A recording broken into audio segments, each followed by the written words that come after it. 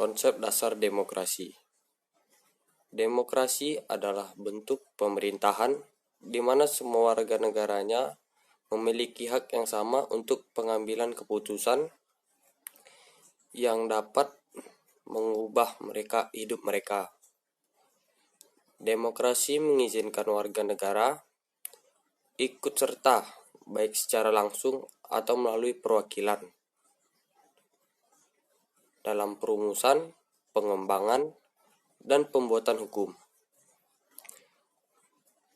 Demokrasi mencakup kondisi sosial, ekonomi, dan budaya yang memungkinkan adanya praktik kebebasan politik secara bebas dan setara. Demokrasi juga merupakan seperangkat gagasan dan prinsip tentang kebebasan beserta praktik dan prosedurnya. Demokrasi mengandung makna penghargaan terhadap harkat dan martabat manusia. 1. Konsep dasar demokrasi. Kata demokrasi itu berasal dari bahasa Yunani demokratia atau kekuasaan rakyat yang terbentuk dari demos, rakyat, dan kratos, kekuatan atau kekuasaan. Pada abad ke-5 SM untuk menyebut sistem politik negara kota Yunani, salah satunya Athena. Kata ini merupakan antonim dari aristokratie atau kekuasaan elit. Secara teoritis, kedua definisi tersebut saling bertentangan. Namun kenyataannya sudah tidak jelas lagi. Sistem politik Athena klasik misalnya memberikan kewarganegaraan demokratis kepada pria elit yang bebas dan tidak menyertakan budak dan wanita dalam partisipasi politik. Di semua pemerintahan, demokrasi sepanjang sejarah kuno dan modern, kewarganegaraan demokratis tetap ditempati kaum elit sampai semua penduduk dewasa di sebagian besar negara demokrasi modern benar-benar bebas setelah perjuangan gerakan hak suara abad ke-9 dan 20. Kata demokrasi sendiri sudah ada sejak abad ke-16 dan berasal dari bahasa Perancis pertengahan dan Latin pertengahan lama.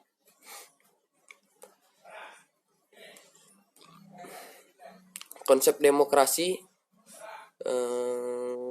lahir dari Yunani kuno yang dipraktikkan dalam hidup bernegara antara abad ke-4 SM dan abad ke-5 SM. Demokrasi yang dipraktikkan pada waktu itu adalah demokrasi langsung. Artinya, hak rakyat untuk membuat keputusan-keputusan politik dijalankan secara langsung oleh seluruh rakyat atau warga negara. 4. Suatu pemerintahan demokratis berbeda dengan bentuk pemerintahan yang kekuasaannya dipegang satu orang, seperti monarki, atau sekelompok kecil seperti oligarki.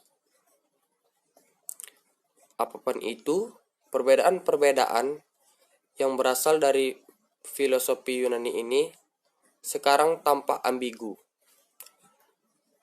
Karena beberapa pemerintahan kontemporer mencampur aduk elemen-elemen demokrasi, oligarki, dan monarki. Karl Popper mendefinisikan demokrasi sebagai sesuatu yang berbeda dengan kediktatoran atau tirani, sehingga berfokus pada kesempatan bagi rakyat untuk mengendalikan para pemimpinnya dan menggulingkan mereka tanpa perlu melakukan revolusi. Ada beberapa jenis demokrasi, tetapi hanya ada dua bentuk dasar. Keduanya menjelaskan cara seluruh rakyat menjalankan keinginannya. Bentuk demokrasi yang pertama adalah demokrasi langsung, yaitu semua warga negara berperan langsung dan aktif dalam pengambilan keputusan pemerintahan.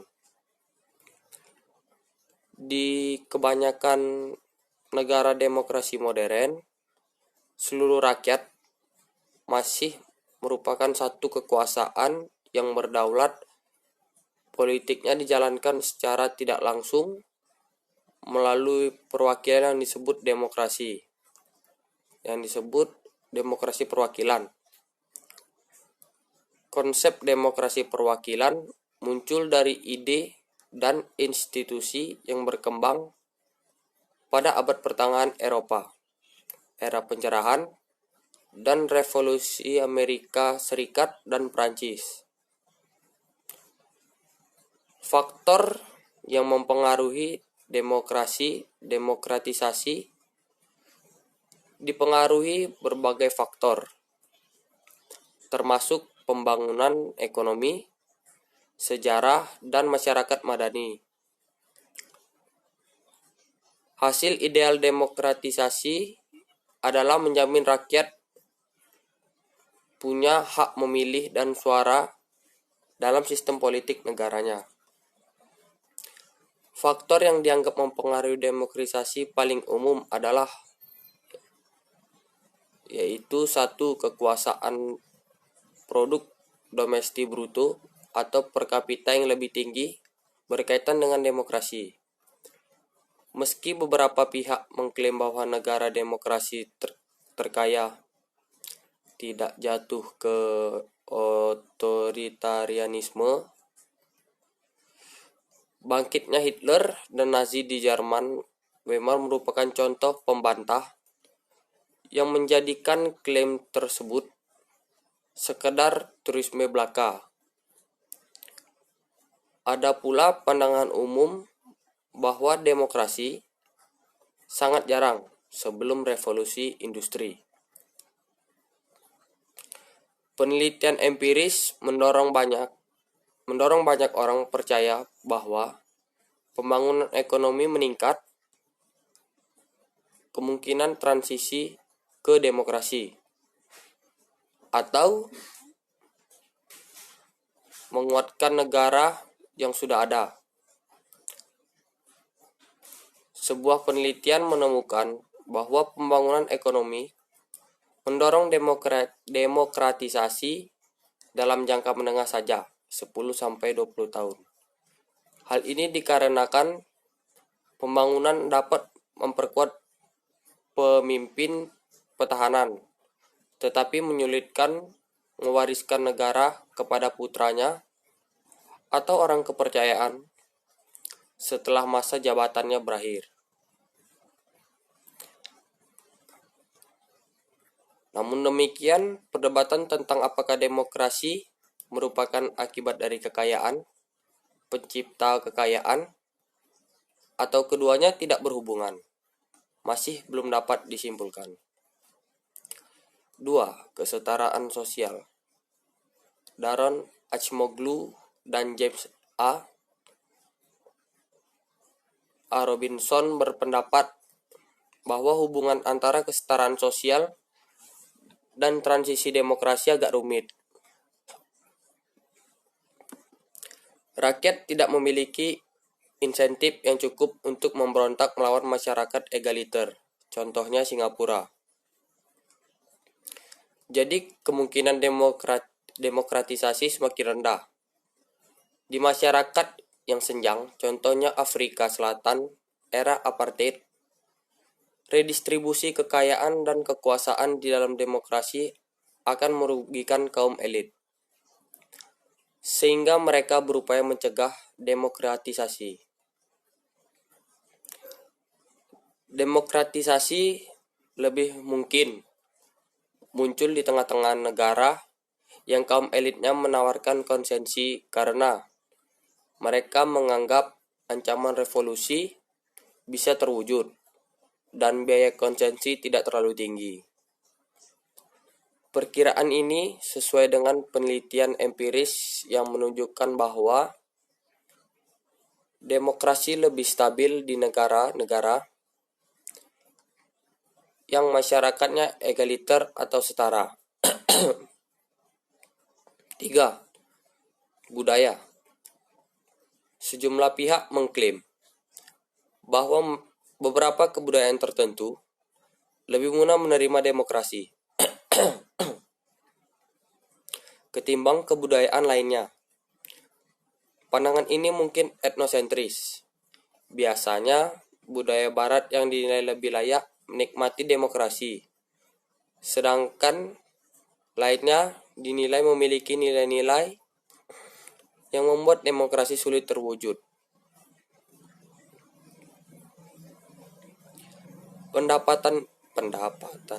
Pendapat ini kadang dipakai oleh rezim-rezim non-demokrasi untuk membenarkan kegagalannya menerapkan reformasi demokratis. Di era modern, ada banyak negara demokrasi non-barat. Misalnya India, Indonesia, Jepang, Namibia, Botswana, Taiwan, dan Korea Selatan. 4. Intervensi asing. Negara demokrasi umumnya pernah mengalami intervensi militer. Contohnya Jepang dan Jerman pasca Perang Dunia Kedua. Pada kasus lain, dekolonisasi kadang mendorong terbentuknya demokrasi yang digantikan oleh rezim otoriter. Di Amerika Selatan adalah setelah Perang Saudara, mantan budak tidak dapat mendapat hak pilih menurut hukum Jim Crow setelah era rekonstruksi Amerika Serikat. Setelah sekian puluh tahun, demokrasi di Amerika Serikat dirombak oleh organisasi sipil. Gerakan Hak Sipil Amerika dan militer Amerika Serikat. 2. Prinsip demokrasi. Negara disebut demokratis bila civil society masyarakat sipil yang membatasi dan memperkuat kekuasaan negara.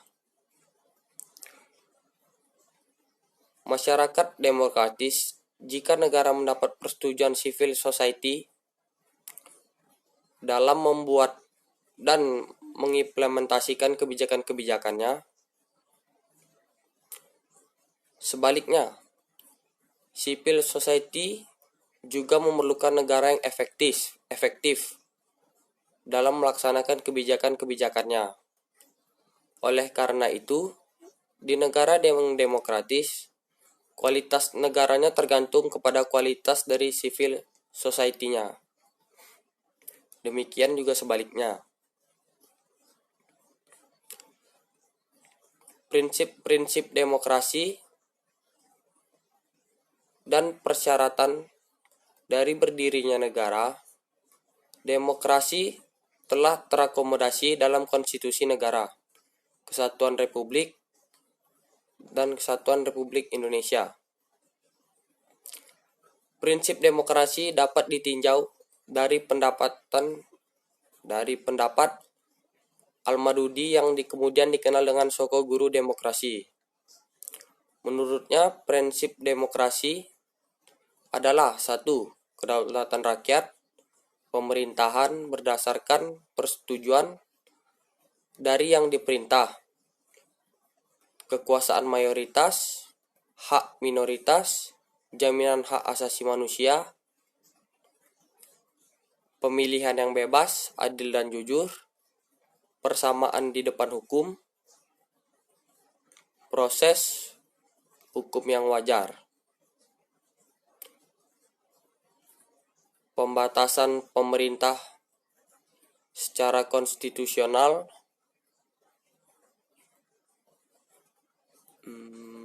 pluralisme sosial, ekonomi, dan politik, nilai-nilai toleransi, pragmatis, kerjasama, dan mufakat.